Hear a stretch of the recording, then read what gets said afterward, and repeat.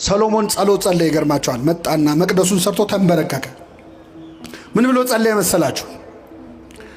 እንደው ጌታ ሆይ ሌላ አይደለም ጥበብንና ማስተዋልን ስጠኝ አለ። ሲለው ምን አለ እግዚአብሔር? ሀብት አልለመንከኝም፣ ዝና አልለመንከኝም፣ ወይም ደግሞ ጠላቶቼን ድል የምነሳበት ኃይል ስጠኝ አላልክም። አንተ የለመንከው ጥበብና ማስተዋልን ስለሆነ ሀብቱንም ዝናውንም ድል መንሳቱንም ጨምሬ ሰጥቻለሁ አለ። እግዚአብሔር ትንሽ ሲለምኑት ልመናው ደስ ካለው ያለመንከውን ይጨምርልሃል። አንዳንድ ነገር ከማይጠበቅበት አቅጣጫ ይሰማል እኮ አይደል? ከማንገምተው እና ይህ ወንበዴ እስከ ዛሬ ቅዳሴ አድርገን የምንቀድሰው ጸሎት ነው የጸለየው። ተዘከረን እግዚኦ በውስጥከ ብላ ቤተክርስቲያናችን ይህንን ድንቅ ጸሎት ቅዳሴዋ ላይ እስክታስገባው ድረስ ለምን የሰራ ጸሎት ነዋ። አንድን ወንበዴ ለገነት ያበቃ ጸሎት ነዋ። ስለዚህ ለወንበዴ ልጆቼ ይጠቅማቸዋል ብላ ቤተክርስቲያን ቅዳሴዋ ላይ እስክታስገባው ድረስ የደረሰ ድንቅ ጸሎት ጸለየ። ጌታ ሆይ በመንግስት በመጣ ጊዜ ምን በለኝ አስበኝ አለ። ቃሉ ተደጋጋሚ ስለሆነ ስለሚነገር አዲስ ነገር ያለው አይመስለንም። እስቲ ከኔ ጋር በሉ ጌታ ሆይ ምን ሆይ? አዎ እንግዲህ ጌታ ሆይ ክርስቶስን የማይለው የለም። እንደውም ከመብዛቱ የተነሳ ጌታ ሆይ የሚለኝ መንግስቴን ምን አይደል እስኪል ድረስ ብዙዎች ጌታ ሆይ ብለውታል። ይህ ወንበዴ ግን ጌታ ሆይ ብሎ ክርስቶስን የጠራው በዕለተ ዓርብ ነበረ። ዓርብ ዕለት ክርስቶስን ጌታ ሆይ ብሎ የጠራው ሰው የለም። ሌላ ቀን አሳና እንጀራ አበርክቶ ሲያበላቸው በልተው ሲጠግቡ ጌታ ሆይ እንዴት ዋልክ ያሉት በጣም ብዙዎች አሉ። ሙት ሲያስነሳ ድውይ ሲፈውስ ሽባውን ሲተረትር አይተው ጌታ ሆይ ያሉት ብዙ አሉ። የደስታው ቀን ማለት የስቃዩ ቀን የመከራው ቀን ግን በዓርብ ዕለት ማን ነው ክርስቶስን ጌታ ሆይ ብሎ አክብሮ የጠራው? ዓርብ ዕለት ጌታ ሆይ ያሉት እነማን እንደሆኑ ታውቃላችሁ? በጥፊ የመቱት የሮም ወታደሮች ናቸው። ጨርቅ አምጥተው ፊቱን አለበሱት፣ በጥፊ መቱትና ጌታ ሆይ ማን ነው የመታህ ትንቢት ተናገር አሉት ይላል። የመዋረድ ቀን ነበረ ዓርብ ዕለት። ባለቅኔው አልቦ ዘመድ ጊዜ ተዋርዶ ብለዋል። በመዋረድ ቀን ዘመድ የለም፣ ክርስቶስ ብቻውን ነበረ። በስቃይ ቀን ማን አብሮት አለ? በመከራ ቀን አብረውት የዋሉ በዋለበት ውለው ባደረበት አድረው የቃሉን ትምህርት የእጁን ታምራት ያዩ አሳ እንጀራ ሲያበረክት የበሉ የጠጡ ሐዋርያቱ እኮ ከዮሐንስ በቀር እግሬ አውጪኝ ብለው ነው የሸሹት። ብቻውን ነበረ ጌታ፣ ዘመድ አልነበረውም። የመከራ ቀን ማን ከሱ ጎን መታየት ይፈልጋል? ደብረ ታቦር ጌታ ሆይ በዚህ መሆን ለእኛ መልካም ነው ያሉነ ጴጥሮስ፣ ቀራንዮ ላይ ግን በዚህ መሆን ለእኛ መልካም ነው አላሉ።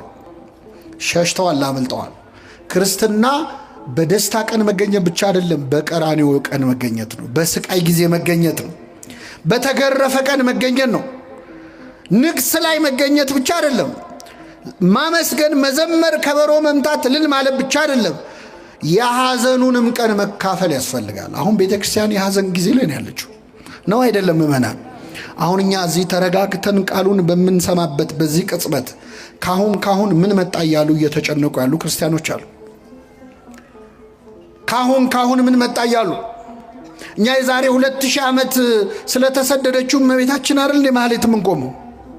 እንደርሱ ከማሐዘን ወተሰዶ እያለን እንደርሷ ያለ ስደት መከራ የደረሰበት እያለን እንዘምራለን ስዕሏን ይዘን። ሕፃን ታቅፈው መከራ የተቀበሉ እናቶች ግን እዚሁ ሀገራችን አሉ። ልጆቻቸው እጃቸው ላይ መከራ የተቀበሉ። የዚህ ቀን ነው እውነተኛ ክርስቲያን የሚታየው። ዮሐንስን ሆኖ ለመገኘት አምላካችን በቸርነቱ ይርዳል እና በዛ በስቃይ ዕለት ጌታ ሆይ ያለ ወንበዴው በመንግስትህ በመጣህ ጊዜ ምን በለኝ አስበኝ። በመንግስት በመጣህ ጊዜ አስበኝ አለው። ጌታ ሆይስ እሺ በመንግስት የሚለው ደግሞ በጣም ይገርማል። በመንግስት ማለት ምን ማለት ነው? አንተ ንጉሥ ነህ፣ የራስ ግዛት ያለህ ነህ። የራስ ግዛት ያለህ ነህ። እንዴ ክርስቶስን ሲያየው ንጉሥ መስሎት ተምታቶበት ነው? አይደለም። ዘውድ ደፍቶ አይደለም ያየው። ምን ደፍቶ ነው ያየው? መልሱልኝ። የሸዋ አክሊል ደፍቶ ነው ያየው። እንደ ነገስታት ጠጅ ሲጠጣ አይደለም ያየው። ሐሞት ነው ሲጠጣ ያየው ክርስቶስ። በበትር ሲደበደብ ነው ያየው። ግን አጠገቡ ያለው መሆኑን አወቀ። ከዚህች ቤተ ክርስቲያን ጻድቆ ነው ለመመለስ ያውቃል። አይገርምም? ኃጢአተኛ ሆኖ ገብቶ ምን ሆኖ ተመለሰ? አሁን እኔ እሱን አይደለም የፈለኩት። ጌታ ሆይ ጻድቅ አድርገኝ ብሎ ጸልየዋል። እኔ ጸልየው ምንድነው ያለው? እኔን ኃጢአተኛውን ምን በለኝ ማረኝ። እሱ ምህረት ነው የለመነው። አረ ምህረት ብቻ አይበቃህም አንተ ጻድቅ አድርጌያለሁ። እግዚአብሔር ትንሽ ሲለምኑት ብዙ የሚሰጥ አምላክ። እግዚአብሔር ጸሎታችንን አስተካክሎ ይስማል። አሁን እኮ በእውነት እግዚአብሔር አቅንቶት ካልሆነ የኛ ጸሎት ነው። እየሰማችሁ ነው? ሲጀመር የኛ ጸሎት አንደኛ አባታችን ሆይ መቼ ጀመረን ከመቼው እንዳለቀ ገርሟቸው ያውቃል አያውቅም? ብን ያለ ጸሎት ነው። ወይ ትኩረት የለው ወይ ተመስጦ የለው። ለምነው ምድራዊ ነገር። ይሄ ወንበዴ ከኛ እንዴት ተሻለ? ጌታ ሆይ በምን አስበኝ ነው ያለው። በምን? እኛ ምን ለምነው መንግስቱን ነው ወይ? እስቲ ዛሬ ጸልየነው የምንሄደው ጸሎት ስንገባ ጸልየን የገባው ጸሎት መንግስቱን ነው? እንደው አደራህን የመንግስትህን ነገር ብለናል። ምድራዊ ነገር እኮ ነው ልመናችን። ለምደነው ነው እንጂ እኮ ደም በደም ሆኖ እያዩ ማመን ይቻላል ወይ? ክርስቶስ እየተገረፈ እያየ አምላክነቱ እንዴት ታያል? ሙት ሲያስነሳ እኮ አይደለም ያየው ወንበዴ። ድዊ ሲፈውስ አይደለም። እሱ ቢሆን ኖሮ ቀላል ነው። ሲያበላ ሲያጠጣ አይደለም እንዴ? ያበላ ያጠጣ ቀን እኮ ክርስቶስ አሳና እንጀራ አበርክቶ ያበላቸው ሰዎች ካላነገስን ብለውት እኮ ሸሽቶ ተራራ ላይ ወጥቶ እንዳመለጠ ታውቃላችሁ። አመለጠ ክርስቶስ። እናንግስ ብለውት ለምንድን ነው? ስለጠገቡ ነው አለ ሆዳቸው። ሆዳቸው ሲሞላ ንጉሳችን አንተ ነህ ብለው በግድ ሊያነግሱት ነበር። 2 ቀን ሙሉ ፈለጉት ይላል። ከኔ ጋር ናችሁ? ስንት ቀን ሙሉ? በጀልባ ሁሉ ምናልባት የብስ ላይ ላይኖር ይችላል፣ ባህር ላይ ካለ ብለው በጀልባ ፈለጉት ይላል። ለሆዱ ሲሆን እግዚአብሔርን የማይፈልግ ማን አለ? ለሆዱ ሲሆን ከዛ አገኙት። መምህሮ የት ከረም ካሉት ይላል። አዎ ስለበላችሁና ስለጠገባችሁን የፈለጋችሁኝ ያላቸው ጌታ። ይህ ወንበዴ ግን በክርስቶስ ያመነው ተገርፎ እያየው ነው። ፊቱን ውበቱን አይቶ አይደለም። አንዳንድ ሰዎች የክርስቶስን መልኩን አይቶ ያመኑ ሰዎች አሉ። የወደዱት ፊቱን ለማየት ከሰው ልጆች ይልቅ መልኩ ያማረ ነው እንዳለ ነቢየ እግዚአብሔር ዳዊት ፊቱ ስለሚያምር ሊያዩት የመጡ ሰዎች አሉ። ዓርብ ዕለት እኮ ክርስቶስ እንኳን ውበት መልክ የለውም። መልክና ውበት የለውም ነው ያለው ነቢዩ። ምንና ምን የለውም? ውበቱን ተውት፣ መልክ የለውም። አይኑ የቱጋ አፍንጫ የቱጋ እንዳለ ማወቅ እስከማይቻል ፊቱ በደም ተለውሷል። ዓርብ ዕለት የሚያየው ሰው የሚያየው የተሰቀለ ስጋ ነው። ታውቃላችሁ? የተሰቀለ ስጋ ነው የሚያየው። ለማየት እንኳን ያሰቅቅ ነበር። ወደ እሱ አቅጣጫ ማየት ይጨንቅ ነበር። እንደዛ እየተሰቃየ አይቶ ግን አመነበት። የቀኝ ወንበዴ አምላክ መሆኑን አወቀ። ንጉሥ ነህ አለ። በመንግስት አለ። በመንግስት ብቻ አይደለም፣ በመጣህ ጊዜ አስበኝ። ምን ባልክ ጊዜ? ምን ማለት ነው? አሁን እንደማይ ሞታ አትቀርም፣ ከሞት ትነሳለህ። ተነስታ አትቀርም፣ ወደ ሰማይ አርጋ አትቀርም፣ ዳግም ልትፈርድ በመጣህ ጊዜ። አይገርማችሁ? አጠገቡ ያለው ሞቶ እንደማይቀር ከሞት ተነስቶ እንደሚያርግ አርጎ እንደማይቀር እንደሚመጣ ሊፈርድ እንደሚመለስ አውቋል ወንበዴው። በምን አወቀ? ኢትዮጵያዊ ሊቅ ቅዱስ ያሬድ ዛሬ አባቶቻችን ሲያዜሙት የነበረው ፈያታዊ ዘየማን መኑ ማሐረከ ታይምር ዘንተ፣ የቀኝ ወንበዴ ይህንን እንድታውቅ ማን ነው ያስተማረ? የት ነው የተማርከው? አጠገቤ ያለው ንጉሥ መሆኑን በምን አወቅ? ምጽአቱን ማን ነገረ ብሎ ቅዱስ ያሬድ ይጠይቀዋል። ከዛ ራሱ ቅዱስ ያሬድ በመንፈስ ቅዱስ ተቃኝቶ ራሱ ይመልሳል። ነቢያትን አልተከተልኩም፣ ነቢያት አላስተማሩኝም፣ ሐዋርያትም አልሰበኩኝም፣ ፀሐይ ጠቅሳ ጠራችኝ፣ እሷን ባየው ጊዜ አመንኩኝ ይላል። ይህንን ወንበዴ የመለሰችው ማን ነበረች? ፀሐይ። ፀሐይ ጨለመ፣ ጨረቃ ደም መሰለ፣ ከዋክብት ረገፉ። ያኔ የፀሐይ አምላክ አጠገቡ እንዳለ አወቅ። ፀሐይን አይቶ የወንበዴ ተመለሰ። በፀሐይ ስብከት ንስሐ ገባ። እኛ ስንት ስብከት ሰምተናል? መመን እስቲ ንገሩኝ፣ ስንት ስብከት ሰምተናል?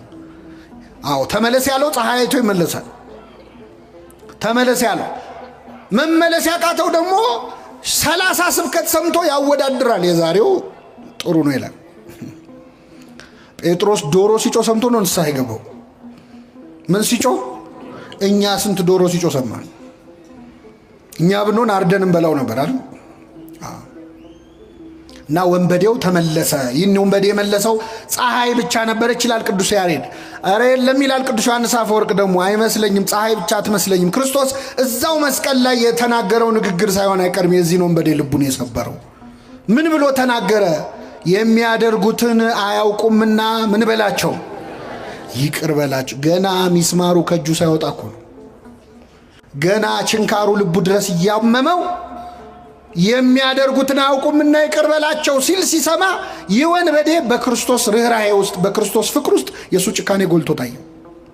ስለዚህ ምን አለ? ጌታ ሆይ በመንግሥት ምን በለኝ አስበኛል። የኢትዮጵያዊ ሊቅ አባ ጊዮርጊስ ዘጋስጫ ደግሞ የለም ይህንን ወንበዴ ፀሐይም የጌታ ንግግር ማይለኝ ከጌታ አጠገብ አይደል የተሰቀለው? ምናልባት የክርስቶስ ጥላው የመስቀሉ ጥላ እሱ ላይ አርፎበት ሳይሆን አይቀርም የዚህ ወንበዴ ልብ የተመለሰው ይላል። ጌታችን በእውነት በሁላችን ላይ ጥላውን ያሳርፍብን። አዎ የጴጥሮስ ጥላ ይፈውስ የለ የክርስቶስ ጥላ ምናልባት ልቡን ሳይመልሱ አይቀርም። ለምንድን ነው የሁሉ የሚያደንቁት ሊቃውንቱ? እንደው ምን እንዴት ሊያቅ ቻለ የሚሉት የጸለዩ ጸሎት ተራ ጸሎት ስላልሆነ ነው። ጌታ ሆይ በመንግሥት በመጣ ጊዜ ምን በለኝ አስበኝ። ድንቅ ጸሎት ከወንበዴ የተገኘ የማይመስል ለእኛ ለወንበዴዎቹ የሚጠቅም ትልቅ ጸሎት ነው። የእኛ ንስሐ የማያስተካክለው ነገር የለም። ጸሎታችንን አርትቶ ስለሚሰማ ማለት ነው። አንድ አባት ያደረጉትን ልንገራችሁና አበቃለሁ። ጸሎት ብዙ ጊዜ እኛ የምንጸልየው ጸሎት የማይሰማበት አንዱ ምክንያት እግዚአብሔር ስለሚወደን ነው። እስኪ በሉ እግዚአብሔር ምን ስለሚለን። ለምን መሰላችሁ? አሁን እዚህ መሃል ወላጆች አላችሁ። ልጃችሁ እንደው ቤት ውስጥ አይጥ አስቸግሯችሁ ለአይጥ ብላችሁ የገዛችሁት መርዝ ቢኖር ይህንን መርዝ በዳቦ አድርጌ ካልበላው ብሎ ልጁ ቢያለቅስ ወይ ልጄ ለምን ጓጉቶ ይቀራል ብላችሁ ትሰጡታላችሁ? ቢያለቅስስ አለቀሰኩ ትሰጡታላችሁ? እንገርፈዋለን እንጂ አንሰጠውም። ለምን? ልጃችን ስለሆነ። እግዚአብሔር አባት ነው። ስንት ክፉ ነገር ለምን ነው ይገርማቸዋል። ስንት ነገር የማይጠቅመን ክፉ ነገር ለምን ነው። ሲጀመር አቋምም የለንም እኛ እኮ ስንጸልይ ታውቃላችሁ። ዛሬ በአብዛኛው የማየው ወጣቶች ነው። የወጣቶች ጸሎት ብዙ ጊዜ ከጋብቻ ጋር የተያዘ ነው አይደለም?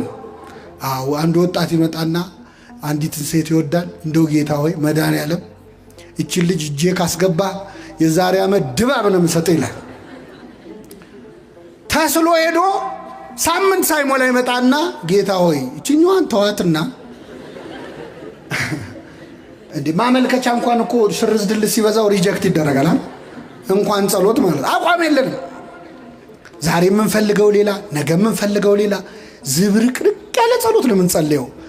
ግን ይሰማናል እግዚአብሔር። አይገርም?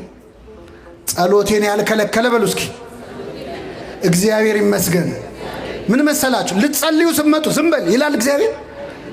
ስንት ነገር ስታወራ ከቤት እዚህ እስክትደርስ እያማሽ መጥተህ ተሳድበህ ክፉ ተናግረህ መጥተህ አማትበህ ልትጸልይ ስትል በል ዝም በል በዚህ አፍማ እንዳጠራኝ ይላል። ጸሎቴን ያልከለከለ እግዚአብሔር ይመስገን ይሰማናል።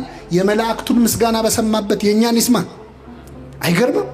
መላእክትን በሰማበት ይሰማናል። የእነሱን መዝሙር በቅድስና የሚዘምሩትን በሰማበት የእኛን ይሰማል።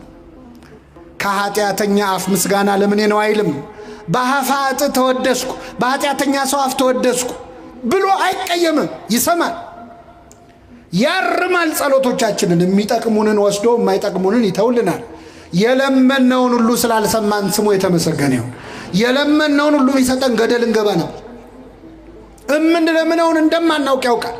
ይህ ወንበዴ ግን ብዙ እርማት የማያስፈልገው ጸሎት ጸለየ። በመንግሥት በመጣ ጊዜ ምን በለኝ አለ። አየለም ጊዜዋን ብቻ አስተካከላት እግዚአብሔር። ጊዜዋን በመንግሥቴ እስክመጣስ አላስጠብቅህም። መቼ ከኔ ጋር ትሆናለህ? የቀበሌ ቤት ይዞ እንዴት ባህታዊ ይሆናል ሰው መሀል ከተማ ውስጥ? አሁን ደግሞ የመጣብን በዚህ በሚዲያ ዘመን የዩቲዩብ ቻናል ያለው ባህታዊ ያለው ሰብስክራይብ አድርጉ የሚል ማለት ነው። ጉድ ነው። እስቲ የዛሬ 3 ወር ዓለም ያልፋል ብሎ ትንቢት ይናገራል፣ ግን ሰብስክራይብ አድርጉ ይላል። ዓለም ካለፈ ለምንድን ነው ሰብስክራይብ የምናደርገው? በሰማይ ልናየው ነው? መቀለጃ ሆነናል በእውነት። ከዚህ ጠብቀን እግዚአብሔር። ተከትለው ሲያዩ ሰውነቱ በፀጉር የተሸፈነ ሰው ይጸልያል እያልጎመጎመ። ቀረብ ሲሉ በጣም ያስፈራ ሰው ገረማቸው። ጸሎቱን ግን ሲሰሙት ደነገጡ። የሚጸልየው ምን ብሎ ነው? ጌታ ሆይ አትማረኝ ብሎ። ምን አትበለኝ? ብትውናው ይገርማል፣ ምናኔው ይገርማል፣ ጸሎቱ ግን ያስደነግጣል። ከዛ ቀረብ ባሉትና እጅ ጸፍተው ቀሰቀሱት። መጣ፣ ተሳለመ መስቀል። ማነ? እንዴት ነዚህ ምን ትሰራለህ? እንደዚህ ነው። ስንት ዓመት ወዲህ? ይህን ያህል ጥሩ ነው ያለ የያዝከው ነገር ግን የምትጸልየው ጸሎት በጣም ይከብዳል። ምን ነው አለ። አትማረኝ የሚል ጸሎት ከየት ነው ያመጣኸው? አይ አንድ መነኩሴ መተውን ያስተማሩኛል። አይ ሰይጣን የተጫወተባሉት። ሰይጣን መነኩሴ ነኝ ብሎ መጥቶ የውሸት ነገር አስተምሯል። እና ምን ብዬ ልጸልይ አለ። አባታችን ይበላል። አላውቅም አለ። ቅድስና እንጂ እውቀት የለው። አላውቅም አለ። እውቀት ያስታበያል፣ ፍቅር ግን ያንጻል ይላል ቅዱስ ጳውሎስ። አይገረማቸው ቁጭ አድርገው እኔ እናንተ የምናውቀውን አቡነ ዘበሰማያት ቁጭ አድርገው አስተማሩት። አባታችን በሰማያት የምትኖር ስምህ ይቀደስ፣ መንግስት ትምጣ። በደንብ አስጠኑት። ከዛ ሲችለው በልበቃ እኔ ልሄድ ነው ብለው ተሰናብተውት በጀልባ ተሳፍረው ሄዱ። ቆሞ ሸኛቸው፣ እጁን እያወዛወዘ በጣም ደስ ብሎት በፍቅር አሁን አዲስ ጸሎት ተምሯል። ሊጸልይ ወደ ዋሻው ተመልሶ ጀመረ ጸሎቱን። አባታችን በሰማያት የምትኖር ስምህ ይቀደስ ብሎ ጠፋበት። ቆይ ልመልሰው። በሰማያት የምትኖር ስምህ ይቀደስ ጠፋበት ቢለው ቢሰራው እምቢ አለ። አይ እኚህ ሰውዬ ሳይርቁኝ በፊት ልድረስባቸውና ይንገሩኝ ብሎ ሮጦ ሄዶ ጀልባውን አስቆመና ስምህ ይቀደስ ብሎ ቀጥሎ ምንድን ነው አላቸው። ሮጦ ሄዶ ነው ያልኳቸው። በምን ላይ ነው የሮጠው? አይሰማም። ሲያዩት ውሃ ላይ እየሄደ ነው። እሳቸው ምን ላይ ነው ያሉት? እና ስምህ ይቀደስ ብሎ ምንድን ነው ሲላቸው፣ በሌኔ ወንድም እንደ ድሮ አትማረኝ ብለህ ቀጥል አሉ። እግዚአብሔር ጸሎቱን ሰምቶታል አልሰማውም? ሰምቶታል። ለምንድን ነው የሰማው መሰላችሁ? እግዚአብሔር የሰማው ያለውን ሳይሆን ለማለት የፈለገው ነው። እግዚአብሔር ለማለት የፈለግነውን ይስማል። አዎ ልባችን ውስጥ ያለውን ድረስ ጠልቆ ነው የሚሰማው። ከጥልቁ ጠራው እንዳለ ነብይ እግዚአብሔር። ጌታ ሆይ በዚህ መሆን ለኛ መልካም ነው ያሉነ ጴጥሮስ፣ ቀራንዮ ላይ ግን በዚህ መሆን ለኛ መልካም ነው አላሉ። ሸሽተዋል፣ አመልጠዋል። ክርስትና በደስታ ቀን መገኘት ብቻ አይደለም፣ በቀራንዮ ቀን መገኘት ነው። በስቃይ ጊዜ መገኘት ነው። በተገረፈ ቀን መገኘት ነው። ንግስ ላይ መገኘት ብቻ አይደለም። ማመስገን፣ መዘመር፣ ከበሮ መምታት፣ እልል ማለት ብቻ አይደለም። የሐዘኑንም ቀን መካፈል ያስፈልጋል።